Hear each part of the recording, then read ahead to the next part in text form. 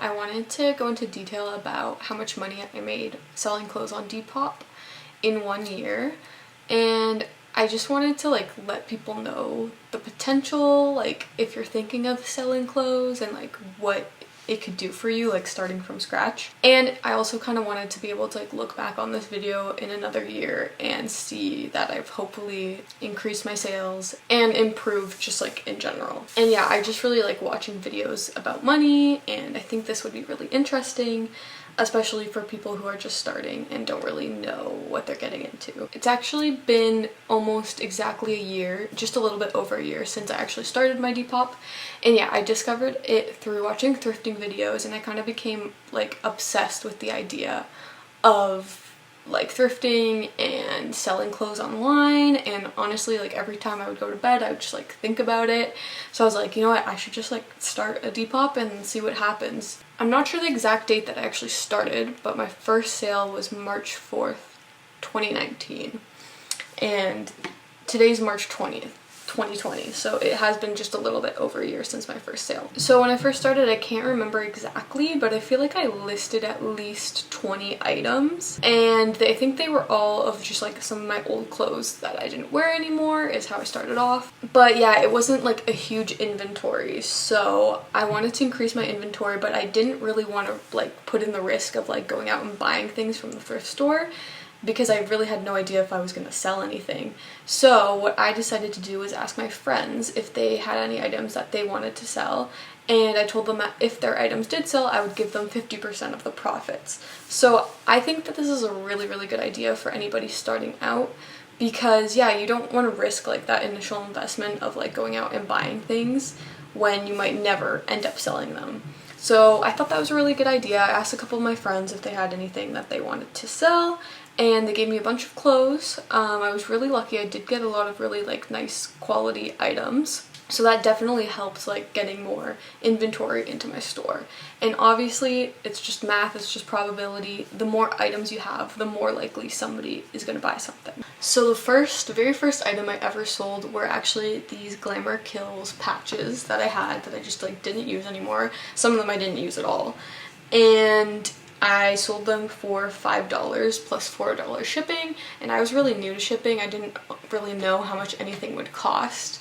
You can go to the Canada Post website if you're in Canada, and there is a way to help estimate and calculate how much it'll be, but I thought $4 would be enough to cover it, which it was. Yes, so that was my first sale. It was very, very exciting. I'll actually insert a really embarrassing photo I took that day, commemorating my first sale. So just looking at my records here, I actually sold 12 things in March, which I'm assuming was around the first month that I ever started my Depop, which is actually more than I thought. It's actually quite a bit.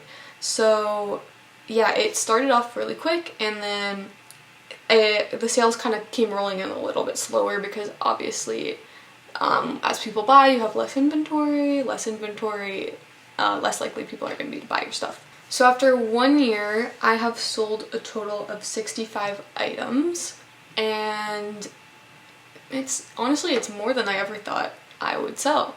And it kind of gave me an idea of what kind of things sell, and also made me realize some of the stuff that I really did not think would sell did sell. So I honestly think that you can sell anything for the right price.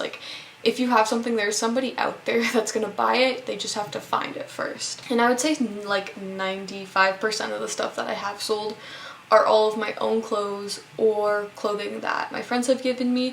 There are only a few items that I actually found at the thrift store and thought to myself yes, I am going to sell this. And at the very least, when I do pick up things from the thrift store, I do like to make sure that they fit me and that I do like them, because at least I can keep them if they never do sell. But yeah, I'm not a huge fan of picking stuff up to sell unless I get a really good deal on them, because you never know, it just might never sell, and then you've wasted your money on that. But unfortunately, that is kind of the main way that you are gonna get your shop started, and not started, but continuing to go, because yeah, eventually if I sell most of my stuff, I will have to restock if I want to keep doing this. I generally like to keep my items relatively cheap, just because I don't know, I just think about like how much I would personally pay for that item. And I kind of like prefer to sell things quicker, so I know if I make it cheaper, it's going to sell a little bit faster. So I would say I've probably only sold about maybe 10 to 20% of my inventory. So that might give you an idea of like, based on how many items you have, what you can expect to like have sold. Unfortunately, Depop doesn't really give you a lot of information on like how many items you have listed at the time and like how many you have sold. Unless like someone knows a way of where you can find that information. I haven't been able to yet. Another thing I want to mention is calculating shipping. That's the one thing with Depop, especially in Canada. You have to calculate your own shipping rates, and depending on what province you're shipping to, the costs can vary like a lot. So you can go to the Canada Post website, I will put a link below, where you can calculate how much the shipping is going to be. But you do need to know the weights and the measurements, obviously. Measuring's pretty easy to do, but the weight, if you don't have a proper scale, you can't really know for sure. You kind of have to guess. So that's where guesstimating the price of shipping gets a little confusing. And there have been a couple times where I've actually lost money because the shipping was so expensive. But yeah, I would say try to get the most accurate estimate of shipping as you can, or just in general be prepared to maybe lose a little bit of money. So how do I keep track of all my earnings on Depop? Depop doesn't really have the best system for that. I only actually just discovered it like a couple days ago, but you can download a like spreadsheet, and it tells you kind of like how much money you made and that sort of thing.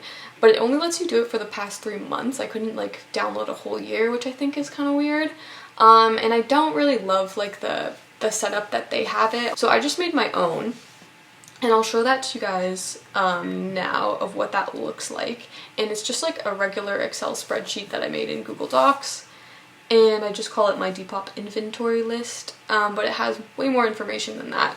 So anytime I make a sale, I just list it like by item number, just so I can keep track of all the items that I've sold. And then I have a category for the name, so I can know what item it is, obviously. Quantity and stock, it's kind of redundant because most of the time I only have one, obviously.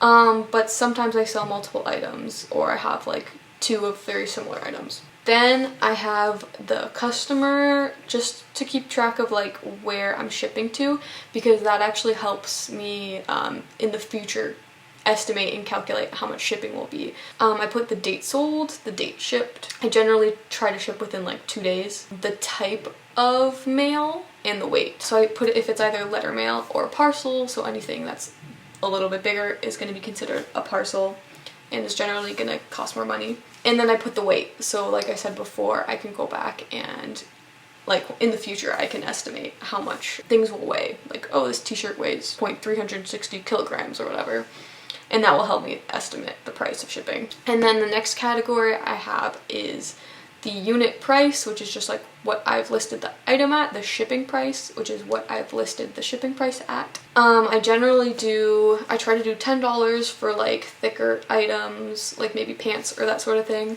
I try to do $5 for t-shirts because you can fold them up really thin and do letter mail. And then anything that's really big, like a thick jacket, I have put like around $20. But you kind of have to keep in mind that, yeah, like these prices are gonna change depending on where you're shipping. So yeah, you might have to spend more, like if you list it at $10 for shipping, you might have to spend more than $10 to send it. So you kind of always have to think about that in the back of your mind. The next category I have is the Depop and PayPal fee. So Depop takes a cut, a 10% cut, and then PayPal also takes a cut. I forget what it is, I'll just put it up on the screen. So yeah, make sure you're taking the PayPal cut into account so you can actually see how much you're really making. And that the thing is with the actual Depop spreadsheet that you can download off the website, it doesn't even include the PayPal fee, so it's not even really giving you an accurate representation of how much you're making. The next category I have is the actual shipping cost, obviously meaning how much did it really cost me to ship. And then I also add 20 cents on top of the shipping price to include the materials I use to ship. I usually use these envelopes. I find most of the time most things fit in here. and they're only $1.25 from the dollar store, and that gives you 6. So plus taxes and everything, that costs about 20 cents per envelope. I also like these because they're made of paper, so it's a little bit better for the environment instead of using plastic. The next category I have is, I just call it the friend fee. This is basically any item that my friends have given me that I've told them I would give them 50% cut of. I just take the total profit I made and then I just split it between the two of us basically. And then I have another category called the item fee, and that's something that I have purchased from the thrift store, so I just put in how much it cost me. And then the last category is the total profit, and that is how much money I have made completely off of each item.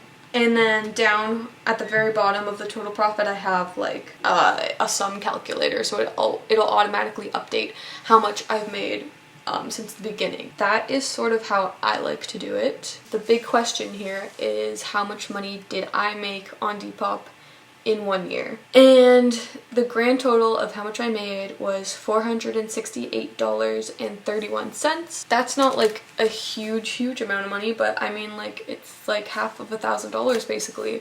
And did I think I was ever gonna make that much money? No, not really. I didn't even know if I was gonna sell even one single item. For me, that is actually quite a lot of money. It's $500 that I wouldn't have had otherwise. I don't think it was that much effort that I had to put in, you know, taking pictures and listing all the items, which is like more work than you think.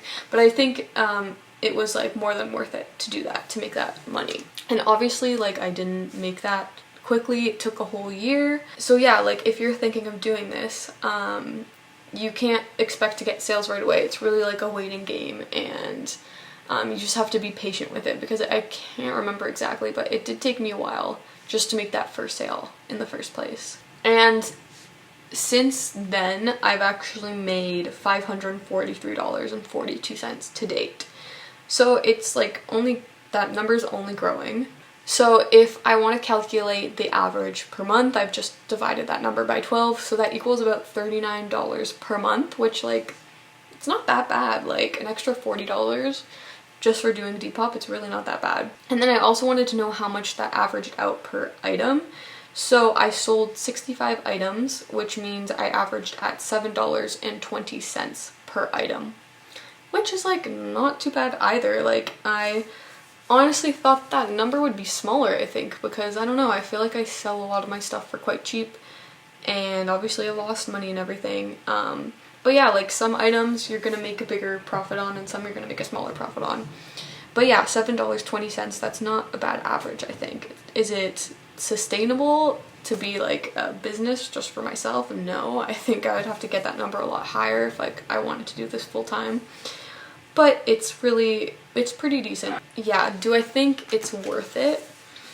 I think that yes, like I said before, the amount of work and effort I put into it was probably worth it for me, at least, because I don't know, I had fun like taking pictures and doing all that. It just depends on the person, I think. So hopefully, like, this video can give you a perspective on like what your store's potential could be and like what you could be making. So maybe like take all these factors in and just think about like if you actually want to do it. But what I will say is that if you're thinking of doing it, I think you should just like start one and just see, because you'll be surprised like what you can sell. Okay, so I think that's all from me. I think I pretty much covered everything. I'll obviously have my Depop, and I recently started a Poshmark, so I'll list both down below. But I do want to make a video on like Depop versus Poshmark and like what are the pros and cons of both. So yeah, let me know if that's something that you guys would be interested in watching. Oh, if anyone watching this already has a Depop or even a Poshmark, just leave it in the comments and I'd love to like check out your stuff.